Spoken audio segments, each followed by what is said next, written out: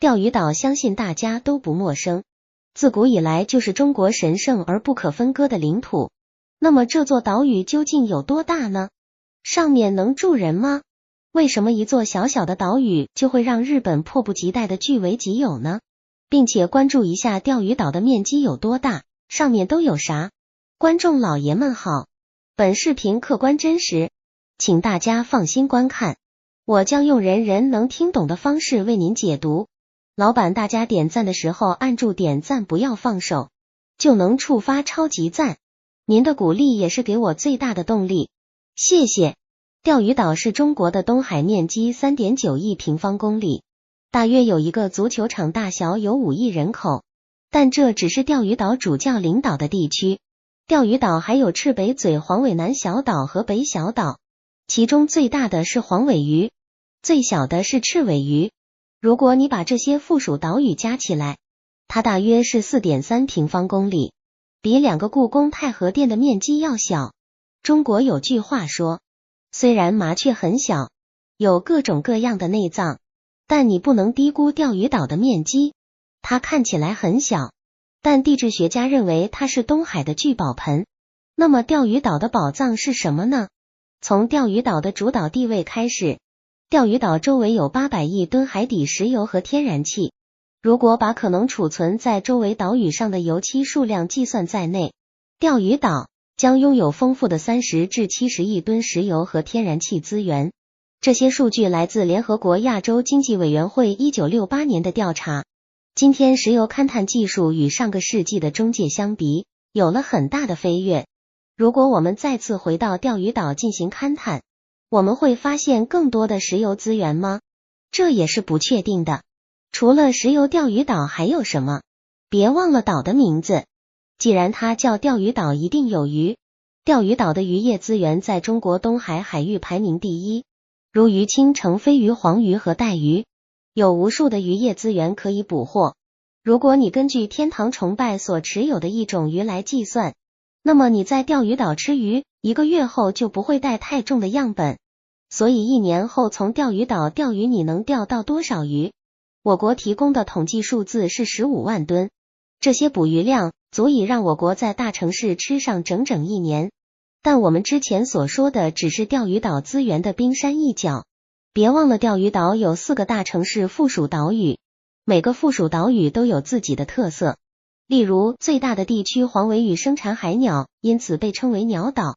由于黄尾屿通常人口稀少，岛上的海鸟根本不怕人。白天这些海鸟在海滩上寻找食物，晚上这些鸟在岛上的树林里休息。黄尾鱼的另一特色菜是盛产蜈蚣。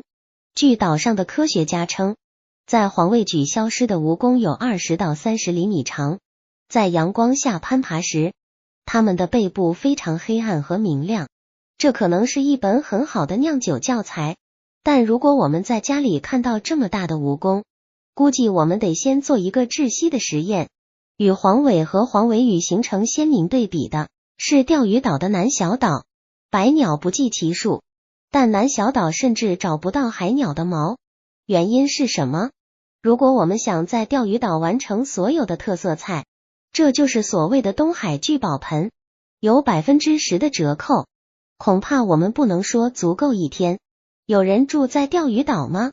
有没有人住在钓鱼岛，也就是东海的聚宝盆？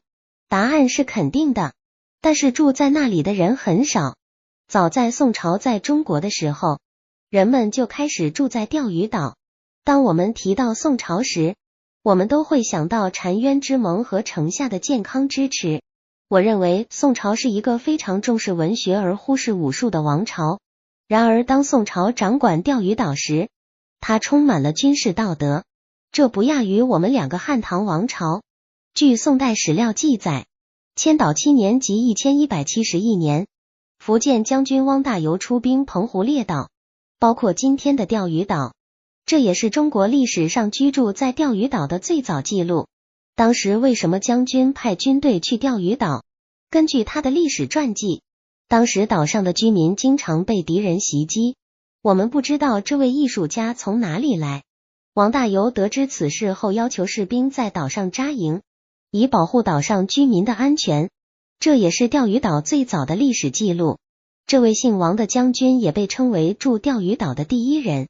后来南宋被蒙古摧毁，这些大小岛屿与大陆分离，当时建立了一个新的国家，称为琉球国。该国的主要领土是今天的琉球群岛。与我们的古代中国相比，这个国家是一个芝麻大的小国，所以他很快就向中原王朝鞠躬致意。当时琉球向王伟低头的中原王朝是明朝及明太祖朱元璋。由于琉球向中原王朝鞠躬，各个朝代的琉球国王都会越洋到大陆册封，中原王朝的官员也会因为怒海而越洋到琉球。当平原刮风和崎岖不平时，双方的官员有时会在岛上休息。这就是今天的钓鱼岛，看起来只有今天足球场的一半大小，实际上在古代起着驿站的作用。虽然今天我们无法还原古代钓鱼岛的全貌，但据史料记载，估计当时钓鱼岛有点拥挤。但今天钓鱼岛的一些岛屿已经成为人口稀少的岛屿，甚至像黄尾屿的南小岛，只有鸟和蛇，人口非常稀少。在人们来来往往的钓鱼岛，为什么在技术如此发达，土地如此稀缺的今天没有人来？这就要求我们知道钓鱼岛何时会变成一个荒岛。长期以来，钓鱼岛一直是中原王朝和琉球国之间的贡品驿站，但到7879年琉球国已经灭亡，明治维新后被日本摧毁，因此钓鱼岛在这场比赛中损失了几战。琉球被摧毁后的中期，琉球国被日本摧毁后，像琉球群岛这样曾经属于琉球国的地方被分配给了日本。在被日本吞并后，琉球失去了它的名字，改名为今天的冲绳县。但日本在吞并琉球后又如何呢？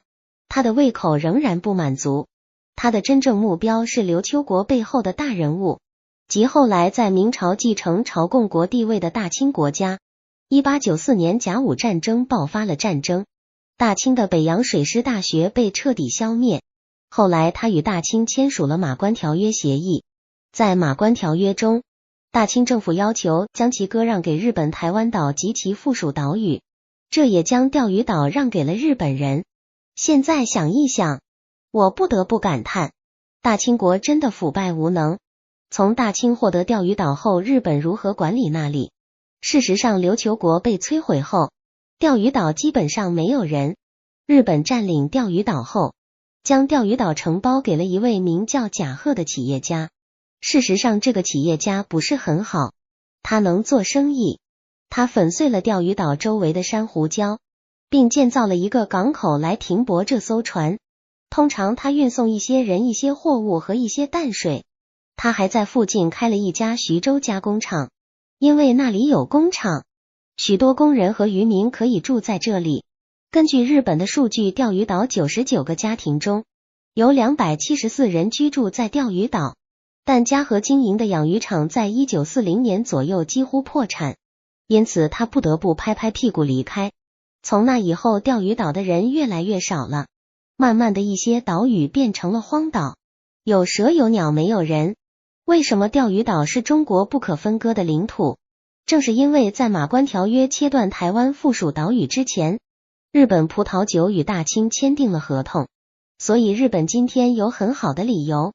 然而无论如何，日本收购钓鱼岛的实质是其在近代史上对中国的侵略，因此不算数。